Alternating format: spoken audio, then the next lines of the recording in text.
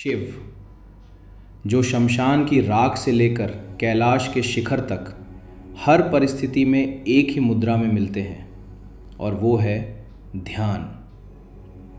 महादेव के वो 3 सबसे शक्तिशाली मंत्र कौन से हैं जो आपकी ज़िंदगी की मुश्किलों को आसान बना सकते हैं? आज इस वीडियो में मैं आपको न केवल वो 3 मंत्र बताऊंगा, बल्कि महादेव द्वारा बताया गया उन्हें सिद्ध करने का वो सही तरीका भी साझा करूंगा, जिससे उनकी ऊर्जा सीधे आपके जीवन पर असर करेगी। इसलिए अगले कुछ मिनट बहुत शांति से और एकाग्र होकर इस वीडियो को देखिएगा। शिव, जो शमशान की राख से लेकर कैलाश के शिखर तक हर परिस्थिति में एक ही मुद्रा में मिलते हैं, और वो है ध्यान। महादेव ने कभी सिर्फ मंत्र रटने की शिक्षा नहीं दी, उन्होंने ध्यान सिखाया। और ध्यान का सबसे पहला द्वार है श्वास। शिव के अनुसार अगर श्वास अस्थिर है तो मन भटकेगा, और जब मन भटकता है तो मंत्र भी सिर्फ शब्द बनकर रह जाते हैं।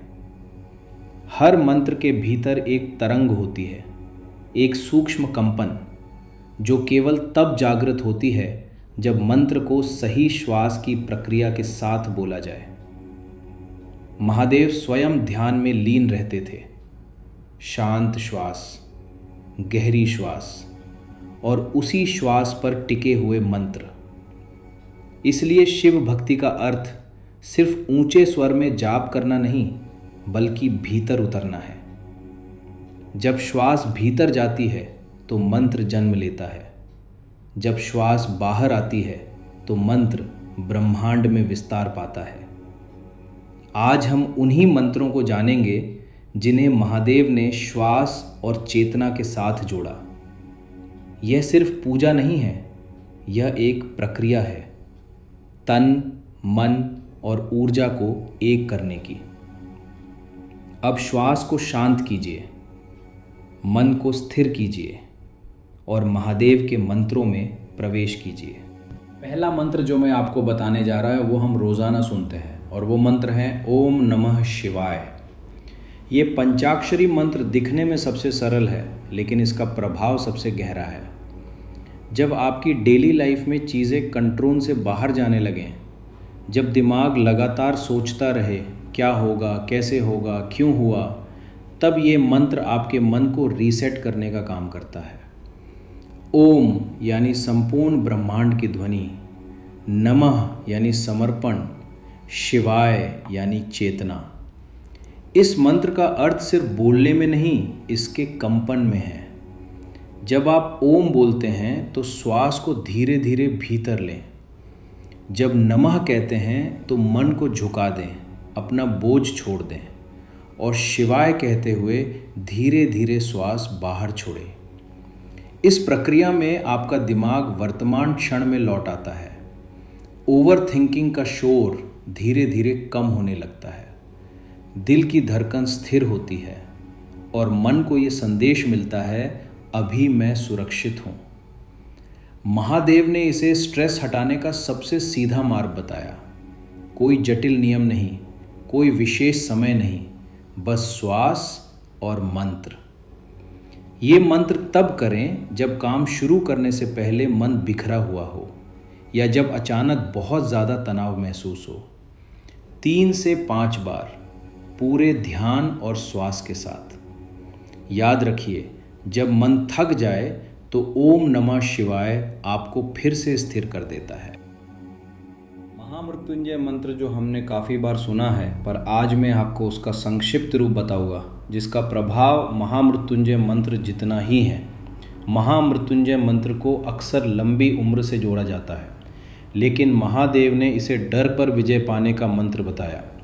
डर सिर्फ मृत्यु का नहीं होता, डर होता है असफल होने का, गलत निर्णय लेने का, या किसी अनहोनी का। पूरा महामृत्युंजय मंत्र लंबा है, लेकिन इसका लघु रूप ओम जूं सह उतना ही शक्तिशाली है। यह मंत्र सुरक्षा का नहीं, आंतरिक मजबूती का मंत्र है। जब आप ओम बोलते हैं तो श्वास को गहराई से भीतर लें, जैसे भीतर शक्ति भर रहे हों। जूं कहते समय अपनी रीढ़ को सीधा रखे, यह आत्मविश्वास का संकेत है। और सह कहते हुए श्वास को बाहर छोड़े, मानो डर को बाहर निकाल रहे हों।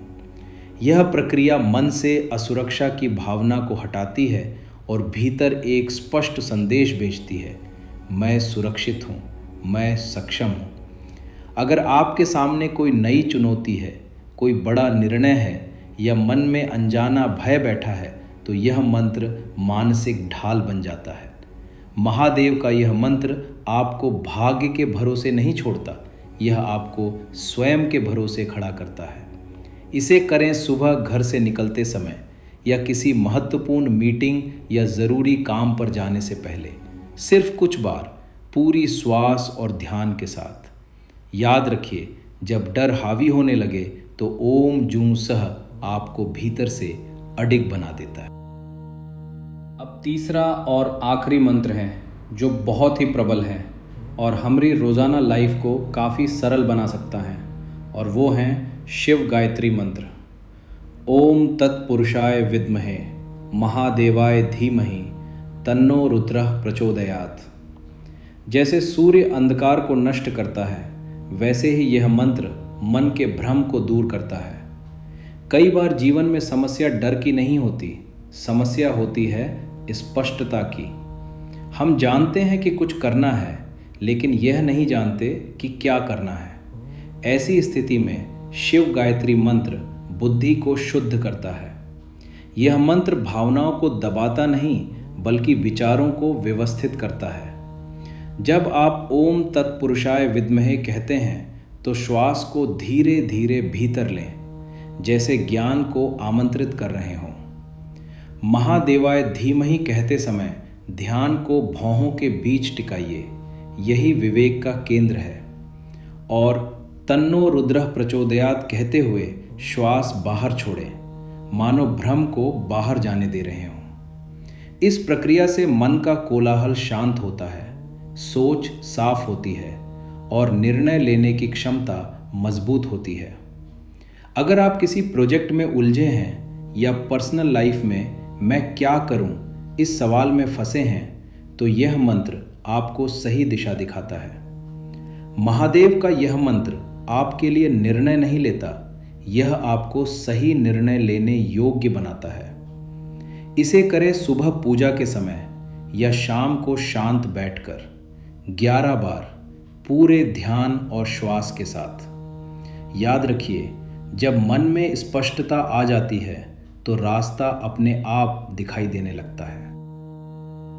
अगर इन मंत्रों ने आपकी श्वास को थोड़ा शांत किया और मन को थोड़ा स्पष्ट, तो यही संकेत है कि आप सही जगह पर हैं। यहाँ हम शब्द नहीं, अनुभव साझा करते हैं।